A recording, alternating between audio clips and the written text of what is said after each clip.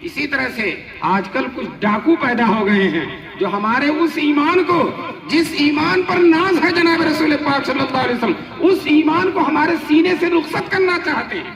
یہ قادیانی مرزا غلام محمد قادیانی یہ دعویٰ کرتا ہے کہ حضور کے بعد میں نبی ہوں، جبکہ حضور نے خود فرمایا میرے بعد کوئی نبی نہیں ہوگا۔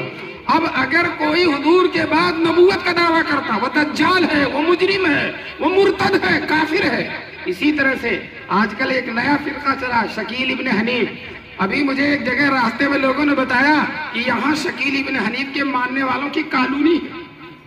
شکیل ابن حنیف یہ دعویٰ کرتا ہے میں مہدی ہوں، میں عیسیٰ ہوں، حالانکہ نہ وہ مہدی ہے نہ عیسیٰ ہے، اس لیے کہ ابھی نہ مہدی آئے ہیں نہ عیسیٰ آئے ہیں۔ ابھی مہدی آئیں گے اور علماء کرام حجر اسود اور رکن یمانی اور مقام ابراہیم کے درمیان ان سے بیعت کریں گے، ان کو مہدی مانیں گے، ان کے ساتھ ہوں گے۔ دوستو ابھی تو کوئی ایسا نہیں ہوا ہے جس سے رکن یمانی اور مقام ابراہیم کے درمیان بیعت ہوئی ہو، بالکل جھوٹا ہے، کذاب ہے۔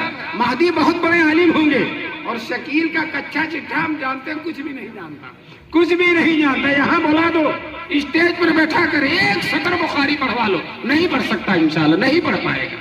وہ مہدی کیسے ہو جائے گا؟ لیکن کچھ لوگ اس کو مہدی بتاتے ہیں اور کچھ لوگ اس کو مانتے ہیں۔ اور یاد رکھو، اگر تم نے اس کو مان لیا تو تمہارا وہ ایمان جس ایمان کی حضور نے نبیوں، فرشتوں اور صحابہ کے ایمان کے مقابلے میں فضیلت دی ہے، وہ ایمان تمہارے سینے سے رخصت ہو جائے گا، ختم ہو جائے گا۔ یہ لوگ ڈاکو ہیں، یہ ہمارے ایمان کو ہم سے چھیننا چاہتے ہیں۔ مسلمانوں، ہمارے پاس ایمان کے علاوہ ہے کیا؟ ایمان ہی تو ایک دولت ہے، اور اس دولت پر ہم کو ناز ہے، اور اس دولت کی وجہ سے ہمارا خاتمہ بالخیر ہوگا، اور اس دولت کی وجہ سے ہم کو جنت نصیب ہوگی، میدان محشر میں حضور کی شفاعت نصیب ہوگی۔ اسی ایمان کو ہم سے چھیننا چاہتے ہیں۔